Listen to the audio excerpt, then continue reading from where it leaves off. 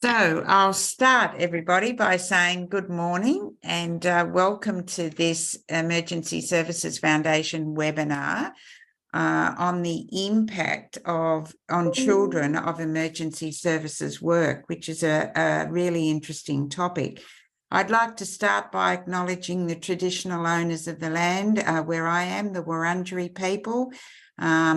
Acknowledge elders past, present and emerging. And obviously on the many lands that you're on as well, extend that out to them and to the lands where all of the kids were that were part of this study as well, which was right throughout Victoria. So this is a really interesting study, and it's something that's come about because of previous studies that we've done with WPI students, and they're going to explain what that actually means to be a WPI student working here in Melbourne with ESF. But previous groups did work on families, and this piece of work is really built on that. So in that work on families, one of the recommendations was that we needed to do more for children. So what that actually was is what this project is really all about. But it was fascinating yesterday because I got a text from Shannon Hood, who is a counsellor who works with ESF. And he was at the Suicide Prevention Conference up in Canberra yesterday. And he sent me a message and he said, I've just heard a really fascinating presentation that was done in relation to paramedics in New South Wales, in relation to families of paramedics. And what that study showed was that the family members of paramedics were twice more likely than the general population to have mental ill health. So that's something that's just come out yesterday, and we will refer to that when we put this information on our website. But what I want to do now is just hand over to the students, and I'm going to ask Meg to share her screen. And I'm going to ask the students to introduce themselves as they talk through this important study that they've done for ESF. So over to you, Meg. All right. Thank you so much, Susan. Hi, everyone. I'm Aiden. I'm George. I'm Megan. And I'm Ellie. And we partnered with the Emergency Services Foundation for just about the past 16 weeks in order to better understand the experiences of children of first responders in Victoria, and we wanted to find ways to support and improve their well-being. Before we begin, as Susan said, we want to tell you a little bit about ourselves. So we're engineering students from America, and as part of our graduation requirement for a 4-year program, we are required to undertake a social science project in a foreign country. And we've been in Melbourne for the past 8 weeks, working closely with Susan in the ESF. Without further ado, our project is Hidden Voices, exploring the unseen impacts of emergency service work on the children of Victoria's first responders. So preceding our work, from preliminary research, we found that work in Victoria takes a toll on emergency service workers, and we found that it also may impact their families. So for this project, the ESF wanted to understand the specific impacts of emergency service work on these children. So our specific goal was to identify how the nature of emergency service work in the Victorian emergency management sector inadvertently impacts these children and suggest effective support options for these children to improve their well-being. So for this goal, we outlined 4 primary objectives. First, we wish to learn the types of experiences children of ESWs have had regarding their parents' occupation. And second was to identify what children would find useful in terms of support. And then from there, we wanted to bring attention to these experiences and the need for action through persuasive media. And finally, we wanted to provide recommendations for support options for these children. So in order to achieve these objectives and our overarching goal, we had several inputs from which we gathered data on children emergency service workers. And these are literature review conducted during our first 7 weeks in America, focus groups done with children emergency service workers, and interviews with sector leaders, work cover agents, mental health practitioners, and academic experts in order to get a better understanding of what is currently being done for these children. So I'm going to pass it over to George. Yeah. So before we arrived in Melbourne, we did literature review to get some background on the emergency service work in Australia and to see how their work may affect them or their families. We also looked into which support options were being used at the time. So emergency service workers have a very large responsibility in the communities they serve. Typically, these include responding to emergency scenes in a variety of often dangerous situations. And they also attempt to minimize risk of injury to people and communities that they serve. Their services cover a variety of fields, and members include police officers, paramedics, and firefighters. In Victoria, the emergency service workforce has around 139,000 members. So as previously mentioned, emergency service workers really play a critical role in the communities that they protect as they deliver the initial response to emergency situations. But because they deliver this initial response, they are often subject to traumatic situations as part of their daily work. So for example, some of the themes and situations that they're exposed to include death and grief, injury, violence, personal danger, and even verbal threats. So all of these themes are really exacerbated when it comes to natural disasters, especially in Australia when they seem to be more prevalent than other countries. For example, the 2019-2020 bushfires were devastating to many communities on the southern and eastern coast of Australia, with the deaths of 33 civilians, 9 of which being firefighters. And combating the flames was a 6 months long battle that required the combined efforts of over 80,000 emergency service personnel. So on top of the trauma that many emergency service workers face, they're also subject to several occupational stressors. For example, both full-time and volunteer employees are often faced with heavy workload. And according to the Australian Bureau of Statistics, emergency service workers work on average 11 hours more than the average Australian adult. Many of these workers are also faced with unpredictable schedules as they don't know when a call will come in and how long they will be there for. And then on top of this, many of them are faced with interpersonal conflict such as harassment and bullying in the workplace. So the culmination of these stressors and traumatic experiences may have negative implications on the mental health of emergency service workers. So for example, in a report by Beyond Blue, it was found that 1 in 2.5 or roughly 40% of employees receive a mental health diagnosis in Victoria. And then on top of that, 33% of volunteers also receive a mental health diagnosis, which includes anxiety and depression. And then they also looked into PTSD of former and current employees and found that 25% of former employees are reported with experiencing probable PTSD, and then 10% of current employees are reported with experiencing probable PTSD.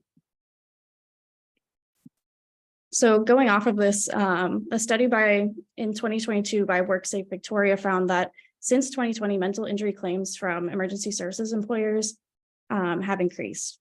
So for example, in February 2022, 24% of all mental injury claims were from emergency services employers, compared to roughly 16% in February of 2020.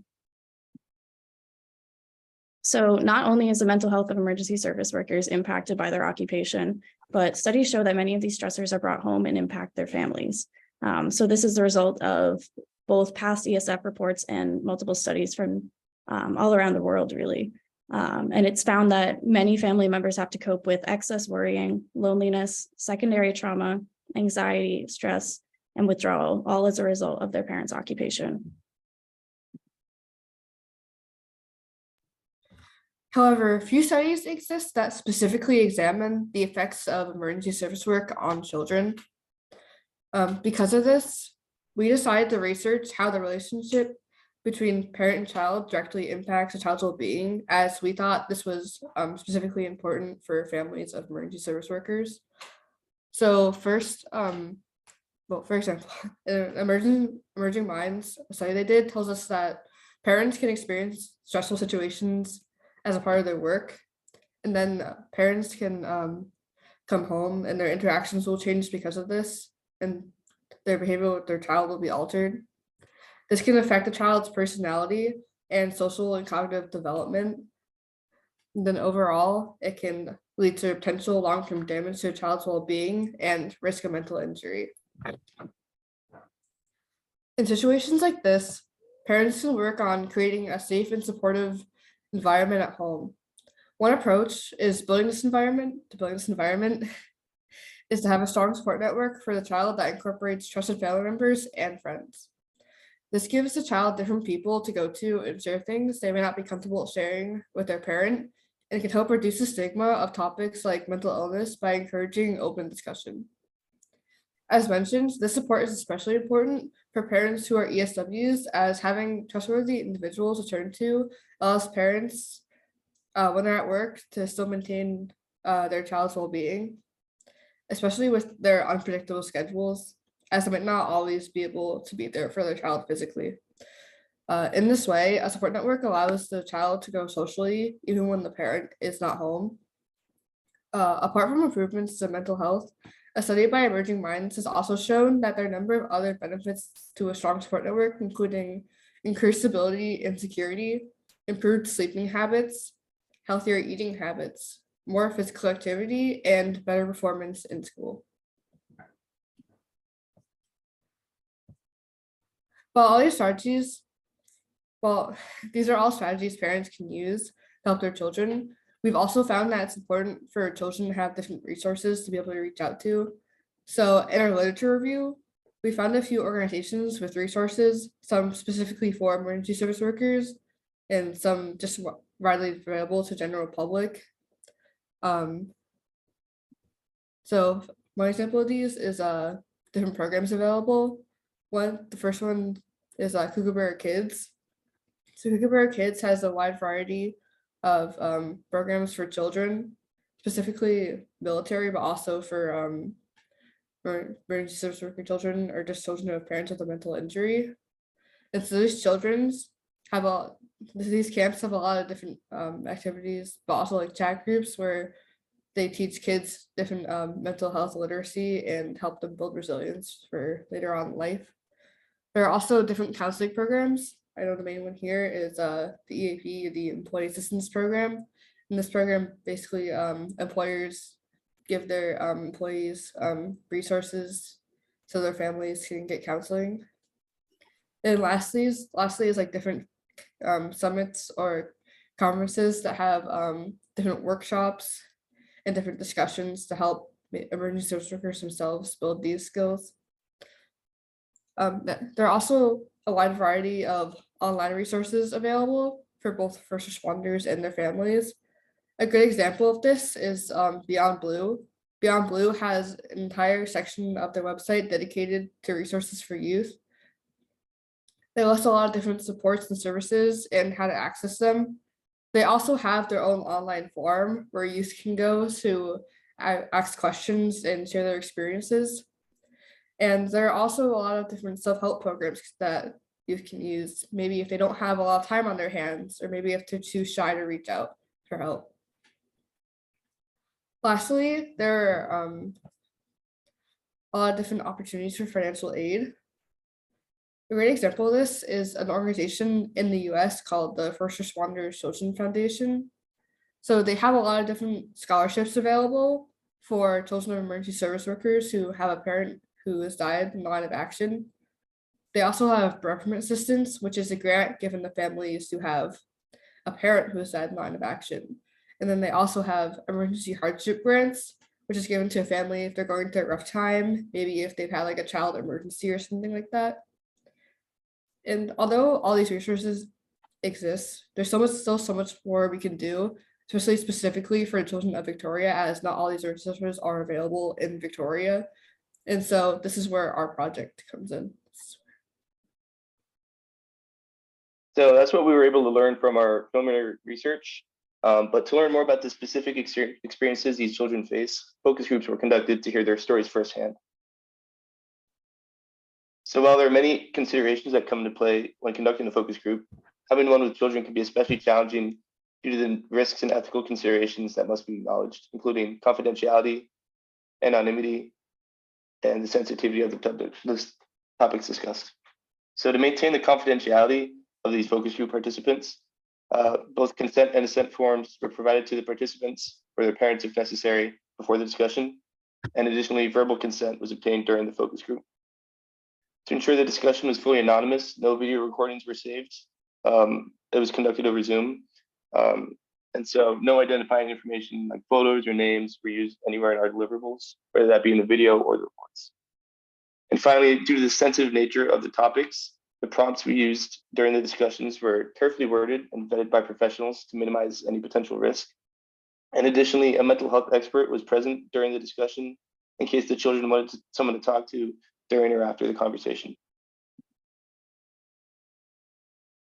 Okay, so during our time here, we ran a total of 6 focus groups with children emergency service workers. First, we had to recruit the participants. So in order to recruit them, we created 2 recruitment flyers and a social media tile to promote on social media and promote to different organizations. The children recruited were between the ages of 15 to 22 years old, and the focus groups were run online via Zoom, as George said. Audio was recorded for the use of anonymous quotes, and as mentioned, a mental health professional was present.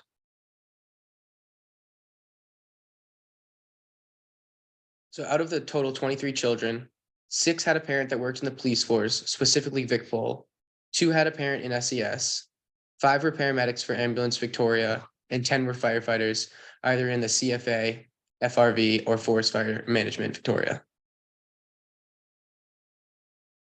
So from these focus groups, we really wish to understand 3 main ideas. So the first thing that we wanted to understand were these children affected by their parents' work, and if so, how? Second, we want to learn how did they manage these impacts? For example, did they have any coping strategies or resources that they use to help them manage the impacts of their parents' work? And lastly, we want to understand how can we better support these children? So one of the main themes that we learned from the focus group was that children recognize the value of their parents' work. So an overwhelming number of participants shared with us that they were really proud of their parents and their impact on the community. Some other things that we learned were that they were very grateful for their parents and their work, and they had a lot of respect for their parents and their role in the community. Some participants even shared that they were happy that their parents found their work fulfilling, and that was especially relevant among children of firefighters. And some children even had a sense of great admiration for their parents and wished to pursue their work in the future. So on the other side of this, we also found that children face unique challenges due to their parents' occupation. So the main thing that we saw was that some participants expressed that they had worry and fear over their parents' safety, both in younger years and as adults. We also found that many children were confused over their parents' behavior or absence, especially when it comes to long hours and overnight shifts. We also found that some participants had disappointment over a parent missing events, whether that be birthdays, holidays, or school events. So some participants also shared that of those who were given a lot of detail about their parents' work when they came home, they expressed a sense of hypervigilance due to hearing about their parents' experiences at work. And then lastly, we also found that some participants expressed that they were bullied or isolated from peers because of their parents' occupation. And this was especially relevant among children of police due to the ongoing stigma.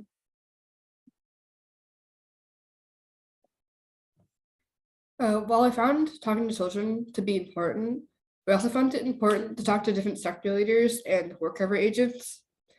So we conducted a lot of interviews to learn more about the support that is currently being offered in the sector and maybe get some recommendations from them. So in these interviews, we covered a few key topics.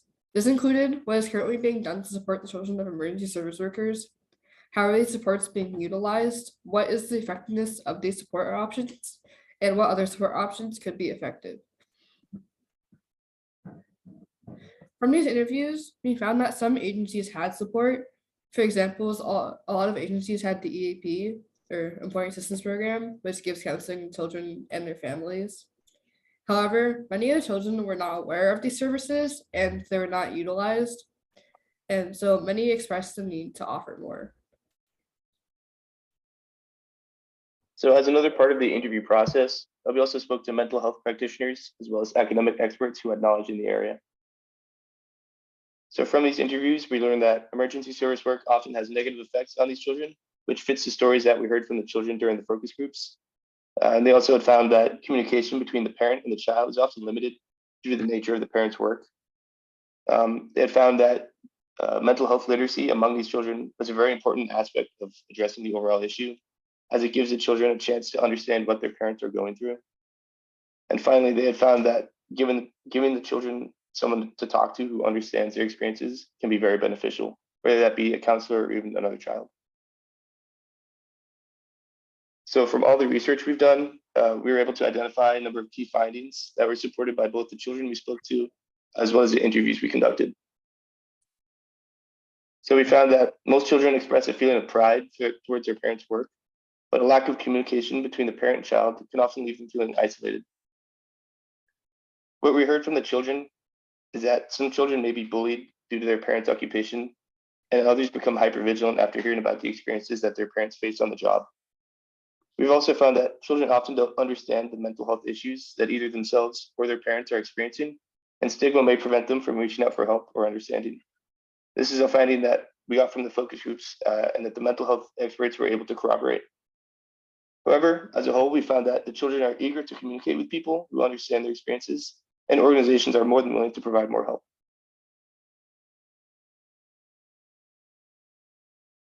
So from the data collected through all 4 inputs,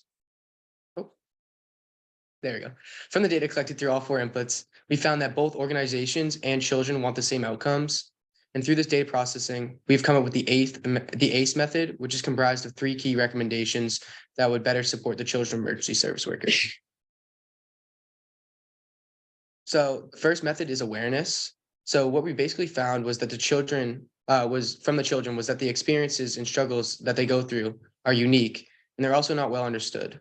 So when asked about professional support options that these children could access, a large amount of them stated that they'd rather talk to friends or family or someone that just understood what they were going through. And during our interviews with mental health professionals and organizations, we found that oftentimes support options, specifically in terms of therapy, are somewhat run with a one-size-fits-all mentality. So what I mean by this is one organization explained that these services must train the professionals more about the specific impacts of emergency service work and the impacts that it could have on a child, due to the fact that their struggles can be different than other children. In addition to this, we found that many of these children believe that in times of struggle, that they're the only person dealing with these challenges, and this leads to sometimes being isolated. So by increasing awareness to the children that there are also other people out there dealing with the same challenges, it would help to make them feel less isolated, and it could potentially improve their well-being as a whole. Aidan, can I just ask you to tell the story there about, I think it was the first focus group you had and the response from the participants when they were in the room with 5 or 6 strangers and what they said about that? Well, they were very actually eager to share their stories. And a lot of them bounced off of each other, and they were kind of all in agreement in terms of this topic. So, but what they said was it was really great to hear somebody else was in the same situation as them. Oh, yes. A lot of them, so like I said before, a lot of them, sorry, they didn't realize that there's other people out there. So when we were actually conducting these focus groups, they were able to realize, and they actually commented on the fact they were like, I didn't know that there were other out there, and it made them feel better about not only just feel better in general, but they also felt better to share their stories.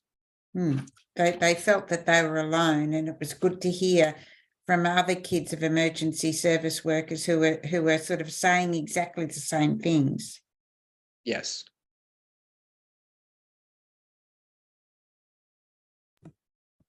Go on. Yep. So we also concluded that the children wanted more connections with other children of emergency service workers. So we wanted to make different things where kids could connect with other kids to educate and support. So for example, we came with maybe having online kind of social groups, maybe on different social media platforms, maybe having different other online events. So because these are more accessible to people who may live in like the further outreaches of Victoria and maybe can't make it to Melbourne or a place where there are a lot of people. And then we also maybe kids had expressed having interest in in-person events too. So we thought maybe we could have a different maybe bring your child to work day or brigade barbecue as so these kids can maybe learn about their parents' jobs while also maybe having a sort of mental health literacy portion of it, so they can be more educated and build resilience and stuff like that. And a lot of kids also expressed that they'd rather meet face to face rather than online too. Ali, can you remember the story of the person who talked about going to the police academy to carols or something like that, and how wonderful that was as a child to be with other children of emergency service workers? Um, I don't remember the exact story, but So basically I was in with this focus group, and one of the participants said that as a child, she went to an event at the police academy, which was a carols event, and there were lots and lots of children there.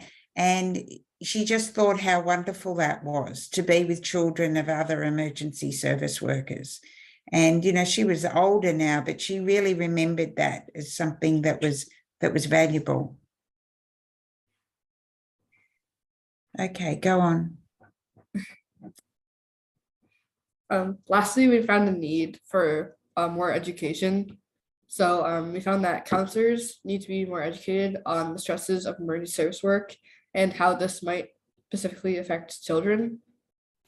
We found that parents need to be educated on how their job can affect their children and how they can help. And we also found that children need to be educated in how their parents' job can mentally impact their parent.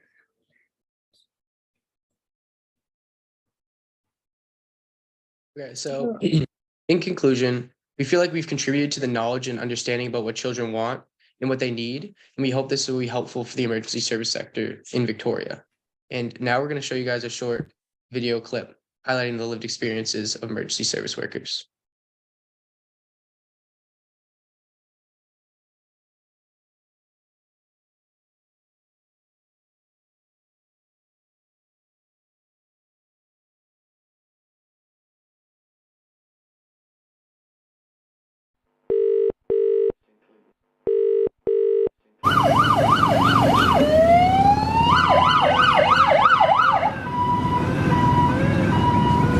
Remain today systolic, we don't move, okay? It's a fluid challenge, that's it. Can you manage that? Yeah. Don't lose that airway, it's very difficult.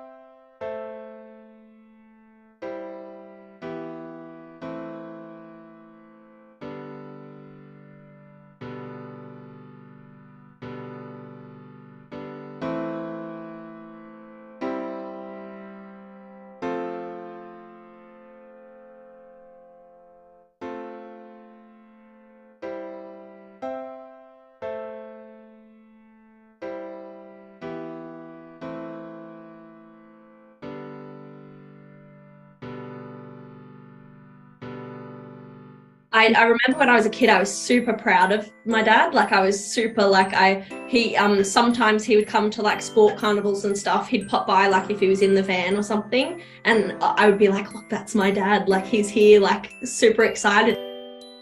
I just think that she's super resilient, and that kind of amazes me how she's able to get through all that, the stuff that happens, and still keep living and raising kids and stuff.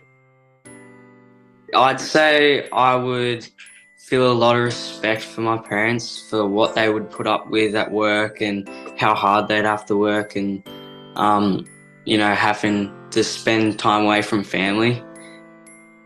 It's definitely shaped who I wish to become. Just, looking at my dad and the people he works with.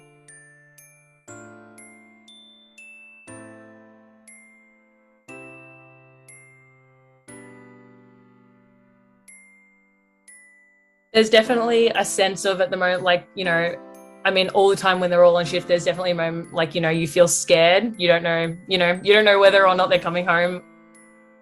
I was really close with Dad, and he was involved with a lot of my sporting commitments when I was younger. And there'd be sometimes he'd get called into work like that morning or that night, and I'd obviously been, really excited to go play sport with either Dad as coach or coming to watch me. And then obviously work's pulled him away from being able to do that. So I guess sometimes it involved a bit of disappointment. I know personally, I wouldn't get invited to certain events because, there'd be underage drinking going on and because, she'll tell her parents and then we'll get in trouble and. And my friends always knew that my dad was a policeman and they'd still be like, yeah, all cops are bastards. And then they'd look at me and be like, all cops are bastards. I'm like, you don't know, you've met my dad. What do you mean? When Mum first got diagnosed, I also didn't really understand why she got so mad, because I'm not understanding that that's her PTSD. So I thought that she was just angry with me all the time or something like that, because I didn't understand what she was going through. I mean, as a little kid, you think, oh, Mum and Dad don't want to tell me about their day. You're probably going to feel pretty disappointed and pretty upset. I used to, be carefree, not worry about anything. Now I notice I worry about so many little things that could go wrong.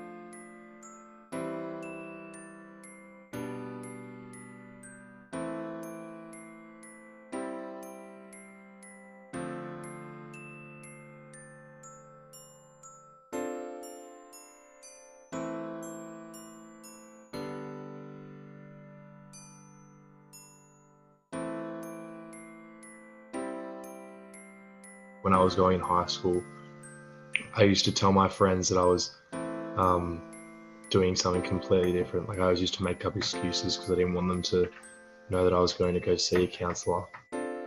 I had school counsellors in high school, but I didn't really go to see them. I would rather talk to my friends or family or anything like that. I would use something to distract myself, whether it's playing a game when I was a kid or watching a comedy TV show or something like that, just to take yourself out of your little world for a moment. So I would, put my headphones in, shut my door, try and block out everything. And that was how I dealt with it.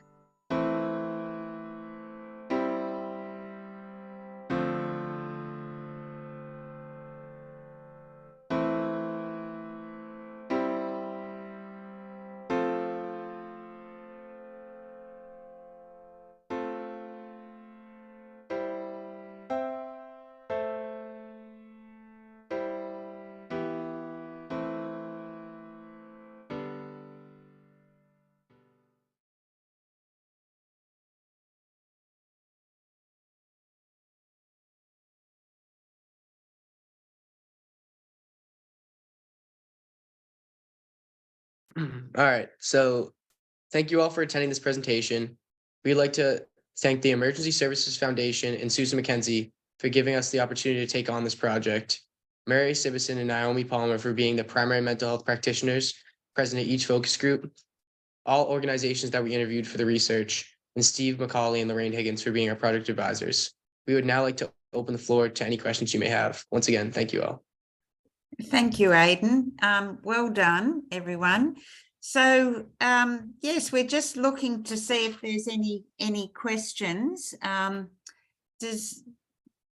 One thing that you didn't say was that in your groups, you did some via Zoom, but you had one up in Bright that was face-to-face.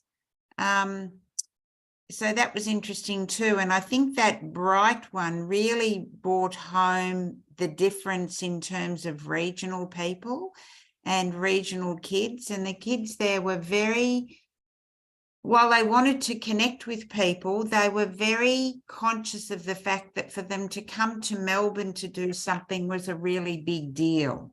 They talked about the cost of fuel getting there. So I thought that was really very interesting. Suzanne, you've got your hand up. Yep, let me just come back on camera. Thanks very much, the team. Thanks for undertaking that research and sharing the results. Really good to hear. I'm not sure if I'm going to phrase this as a question because this is potentially unfair, but if there is any reflections that you have. But watching that, I was kind of thinking about how organisations like the CFA and Life Saving Victoria also have youth arms of our organisation. So we have youth programs, like from the age of 11, young people can get involved, and obviously they're not turning out to emergencies, but they become part of the life of the brigade. They do training, they can choose to go on later.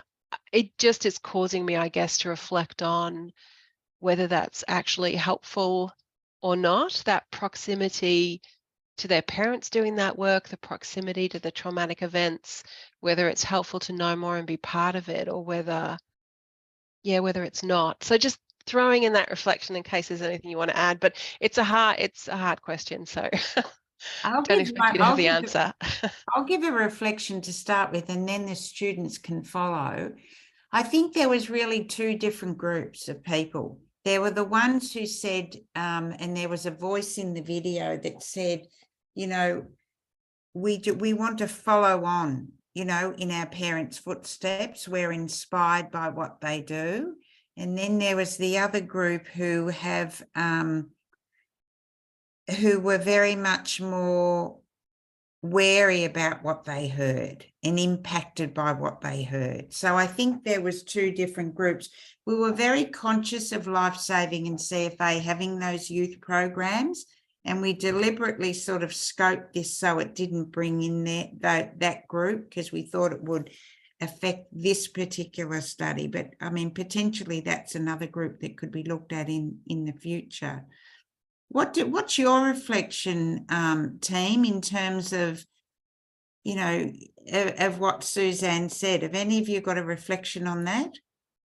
Yeah, so I can talk a little bit about that. Yeah, it is a little bit different of a scope, but so as Susan said, they are kind of like two different distinct groups as far as the children and the way they felt impacted. Some of the children actually were talking about how, because of their parents' job, they want to get into a job that like that, and specifically emergency services. So for an option like that, it might be really good, because then they can start getting involved, especially if that kid hasn't been impacted in a negative way.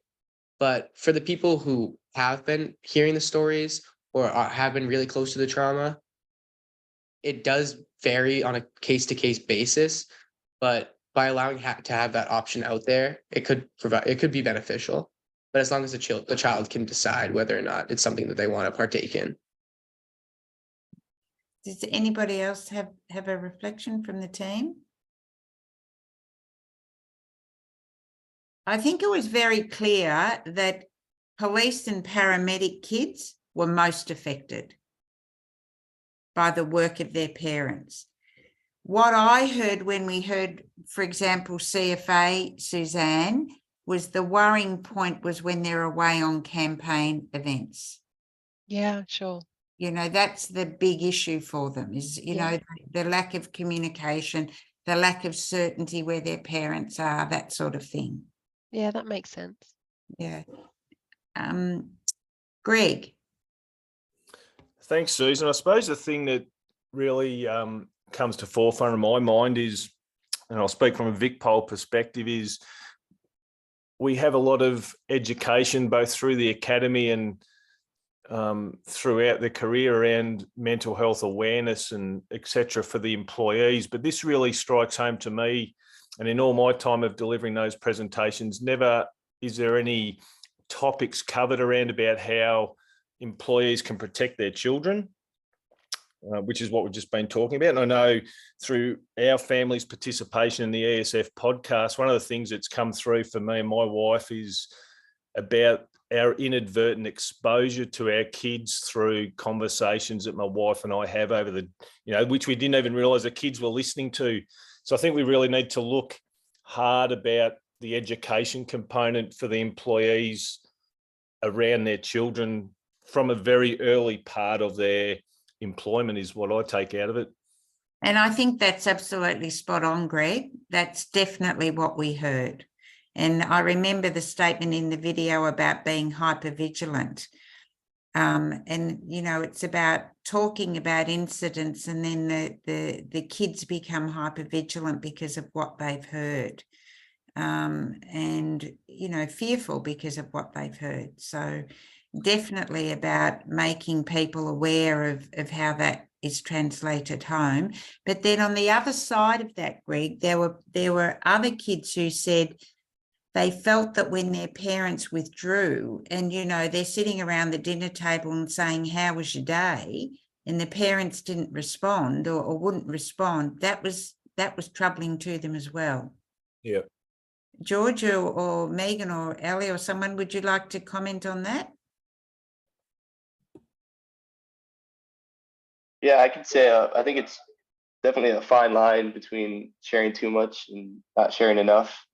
But I definitely think that you know, and I'm glad you brought that up too, because it's maybe a big takeaway is that the kids need to be educated, but it's also true that the parents, you know, providing these education for the parents and how to talk to their kids about this stuff, I think could be very beneficial, and that's something that we found as well.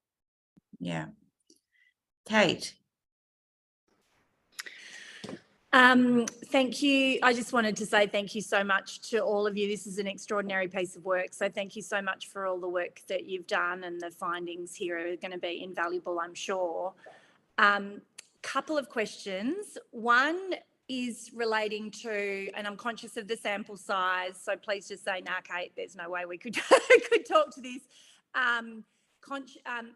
Any observations or insights in terms of the participants reflecting on the different, as they reflect on their childhood, what ages that they began to say, or that they could tell that it would have been better if, or helpful if something had been done a bit differently at different age groups during their childhood. So if they had any insights or any reflections on that was one question. And then the second question is, what are you most interested to learn next? Like, from all of the listening that you've done and from these findings, what would you be saying, oh, if there's to be more research, what's the area that you would be suggesting more deep dive goes into? I guess I could probably tackle the first question. So when we were running these focus groups, we had them look back on their earlier years and recall the experiences that they had when they were younger. So maybe around, probably a little bit older than 10 to maybe around 15, around that age. And we sorry, I'm losing my thought here. How's it going with this? Oh yeah. So some of the children were, when they looked back on not hearing the experiences of their parents' day-to-day life, at the time they were upset, but then they grew to realize that those are some things that they're actually grateful for. They wouldn't have wanted to hear those stories. So as I said before, yeah, it's a super fine line on what to say and what not to say, but maybe it might be beneficial to, you can talk about your work, but try to keep the traumatic stories out of it until they're old enough to be able to grasp those emotions and kind of really understand what's going on. And what about Kate's question about, from this research, is there something that you think, you know, you didn't look at, but that could be looked at going forward from this?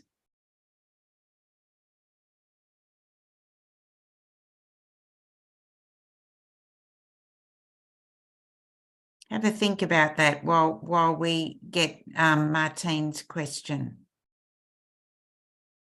I just wanted to make a comment, really. It's great to have some formalisation around the concerns that young people carry with them. I've worked for Kookaburra Kids Foundation, and I was brought on board to set up their first responder portfolio. So I was very much at the grassroots level, talking to officers in station, and QPS ended up taking up the program, so the challenges we faced were geographical, in that obviously Queensland's a massive state. So you definitely did cover off on that, and by going regionally and needing things that are also, you know, regional, not just in Melbourne. So yeah, the work you've done and everything you've sort of picked up is what was highlighted when I was speaking to the police community. We did also conduct a survey with parents for Tasmanian Police, but yeah, I did try and get hold of that for you, but unfortunately that was all confidential, so it couldn't be shared. But again, you seem to have picked up all the very similar threads. So the same things that are happening in Victoria happening elsewhere. I think the main challenges are going to be just, how to, I think the limitations with, Kookaburra Kids is that you had to put your hand up and say that you were living, your young person was living in a family impacted by mental illness. And there was a big reluctance for police to admit that in the first place. And obviously, given the work they do and the trauma they're exposed to on sometimes a daily basis, and the implications it can have by putting your hand up and saying, I've got a mental illness, there was a big roadblock there for people enrolling their young people onto programs. So, which was a bit unfortunate. We certainly did fill up a program in Townsville, but there was limitations there with Kookaburra Kids. So yeah, there's definitely, this is all a great step in the right direction to start to nut out what we can do to, support these young people.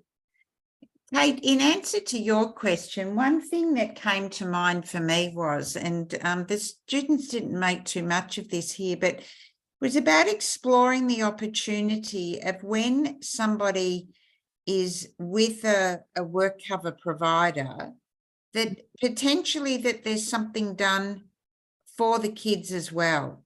So somebody is on their books, and then find out, do they have kids? What do we need to do with these kids? Because what we heard is the kids just do not understand what PTSD is and what serious mental health is. And these are the people who are being dealt with by the work cover agents. So what could we do to in tandem work with these kids to give them an understanding?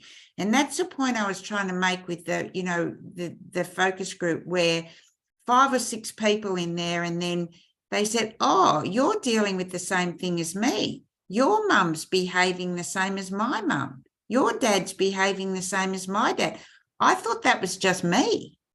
I thought I was the only one dealing with that. I thought I was the only one who didn't understand what it all meant, So I think there's great scope there to do something. Greg, you've got your hand up again. Yeah, and I do have a question this time, but what I was really interested in was not only from discussion with our own kids, but hearing what the team had to say was how valuable from a support option. A lot of them mentioned about catching up with peers in their own environment, whether it be a social chat forum or in person. We have a really good relationship with our kids and quite open with them, but they both said they would love to catch up with, other emergency service workers' kids.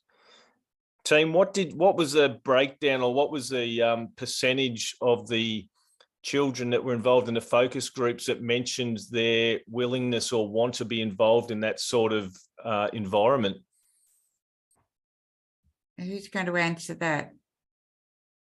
They didn't do percentages because of the numbers. I'll say that. Yeah, I can try and tackle that. But again, like Susan said, we didn't do percentages because of the numbers, but generally what we saw is that of the children that were affected, a lot of them were very willing to talk to their peers and other children of emergency service workers, because one of the things that we found was that people really want to talk to people that understand what they're going through. Like some people had said that they didn't want to see counselors. I think this was mentioned in the video, but some people said they didn't want to see counselors because they didn't really understand what they were going through. And they felt that, their peers and other children that were going through something similar really understood what they were going through, and they'd rather talk to them. Which is exactly the same as what our other stigma research pointed to, that we did with Phoenix a couple of years ago, is that emergency service workers themselves want to speak to somebody who totally understands the environment they work in. And it's the same with the kids. It was an exact replication. The kids want to interact with somebody who completely understands. And so I think that was important. The other thing that I will say about the recruitment is, speaking of fine lines, some of the agencies were very reluctant to get involved because they were concerned about, the possible triggers and dangers and impact. And, I personally found that quite frustrating because, you know, we've got to put our foot in the water. And what this has shown is that these kids wanted to talk and they wanted to share their stories with us. And if we don't do that, we're not going to find out. You know, we can be so risk averse that we don't find out. You know, so these were all recruited through word of mouth and through, you know, people getting involved and then other people getting involved, you know, so it wasn't really through agency support at all. And had we relied on agency support, the study wouldn't have happened, you know, so we recruited through social media and that sort of thing. And it was really just a concern about risk. So that's why our numbers were probably smaller than what they perhaps could have been. Martine? I was just going to mention that a great example of that connectivity and peers coming together, and that's done really well, is always by Legacy. Yeah. And Legacy, Police Legacy bring young people together who've lost a parent. And those kids just share a very special bond, and they're all of a sudden amongst other young people who are in the same situation, so which is incredibly powerful. So they definitely do that very well via a camp, I believe. Yeah, they do have great programs specifically for people who have lost a parent. Yeah. Yeah, absolutely they do. Yeah. So are there any other questions or comments? Oh, somebody's got their hand up there. Lara. Hi there. Hi everyone, I'm Lara from DXC Claims Management, one of the agents. This was absolutely incredible. I'm just honoured to be a part of it and hearing about all this amazing work. And just to follow on from what I just heard around those camps, that sounds like a really, really valuable activity. But even just to have, I wanted to ask a bit more about these sort of focus groups and perhaps the kids of these emergency workers, you know, they may not have had to lose one of their parents, but even just to get them in that sort of peer support group with parents who are emergency workers would be valuable, just for, you know, to mitigate those scenarios where, for example, in that video, you had that girl who sort of feels like she doesn't get invited to parties because her friends don't invite her because her dad's a cop or whatever it is. To get that group of those kids together to kind of talk about their situations and their experiences and their feelings, I think would be great. So I'd love to hear if there's anything existing in that area, or if something comes from that. I think that'd be really, really valuable. And I just, again, want to finish on the fact that video was so amazingly put together, and also a tearjerker. Really powerful. So amazing work, and can't wait to hear more about what comes from it. But yeah, from the agent perspective, just to add a little bit more, I was speaking to George earlier and gave some insights there. I always sort of talk to our case managers about making sure that we ask about sort of holistically, you know, that workers' social supports, their family situation, you know, what does their sort of living situation look like? You know, and we often do get information around whether they have kids at home. And I do think there's so much that could be done from our perspective on how to better support them. And I think Kate mentioned a really great point around the different age groups and how to tackle those conversations with different age groups, and, you know, that sort of balance of being, you know, wanting to be transparent but not sort of talking too much around trauma with a child who's of an age that can't sort of understand those emotions. So if we can sort of fine tune that around and find out some more information about how to tackle that with different age groups, you know, perhaps educating the paramedics or emergency workers on how to have those conversations with their children and at which ages and what to share and what not to share. I think that could be also really, really valuable, and something that we could also sort of pipe in and encourage them to be doing with their kids. So yeah, really, really excited to hear more about that. Thanks, Lara. Well, one thing I think we found is that the younger ones were more up for these sort of get together, you know, at the station or at the brigade type thing. And I'll tell a story about Tony's Trek that ESF is obviously doing at the moment. And last week we were at the Chiltern Brigade, a little town up near Wodonga, and they came together to welcome Tony in the evening with a barbecue at the brigade. And they invited the paramedics and the SES and the CFA and whatever. And at the end of the night, the leaders of those groups actually made the decision on the night that they were going to do this once a quarter. They were going to get together as families once a quarter. And they said, we're not going to talk about incidents. This is about family connection. And, you know, the kids were there. The kids were running around and just interacting and have a great time. But they just saw the value that Tony's Trek had provided of bringing these families together. And so, and as such, bringing the kids together. But one idea that I had that I thought that we could potentially try is every year there's the emergency services football match. Now, I know this is in Melbourne, but every agency has a group of people who come to that emergency services match to partake in the parade and the display and all of that sort of thing.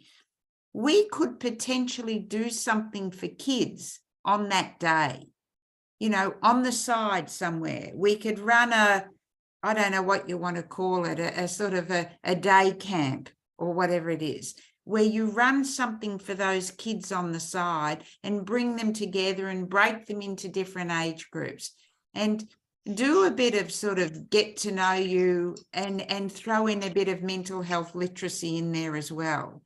So I think that's potentially something that we could do, where you're not creating something new, but you're building on something that where the people are already at, such as the football game.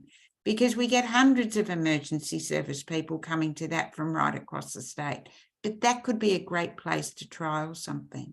It's just an idea that I had. Steve. You're on mute. Yeah, thanks, Susan. I'm going to take it in a little different Steve, we can't hear you. I wanted to ask Steve, you all the team if you can't could hear reflect you. a little bit. We And can't first, hear you know, congratulations on this work. It's been a real pleasure working with you on this. Yeah, I'll come back on and I'll try again in a minute. Okay, sorry about that, but you're echoing terribly. So does anybody else have any other questions? I will say from an ESF perspective, we've done a number of pieces of work on families now. And in our strategy is that we put together for the sector some guidance. So we will bring these recommendations and the other recommendations together and then present that to the stakeholder council you know, before over towards the end of this year, potentially, is what we're hoping to do with this work. Steve, have you done something different now that you might be better? I think he's frozen now, unfortunately. Are there any more questions or comments?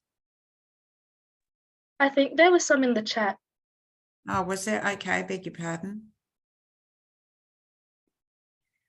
So Kate said she's got to go. Thankful for collating this knowledge. Kate is, of course, the chair of ESF's Mental Health Advisory Group. Peter had to head off. Pauline's saying she's had people working in the office. Will you provide research findings to the agencies? Yes, we will. And they'll be on our website as well, Pauline, in the next couple of days. And through the ESF Learning Network, we will share this information as well. Lorraine just made a comment, and it's exactly what Greg said as well. You know, potentially it's about helping parents navigate the conversation with their children, which could be an important outcome. Yeah, so everybody's just saying thank you very much, I think, from what I can see there. So we might finish up now, and I'll say thank you to the team, and thank you to you for attending. And as I said, this will be on the ESF website in the next couple of days. So thank you, everybody, and go well and have a great day. I'm just stopping. Thank you all.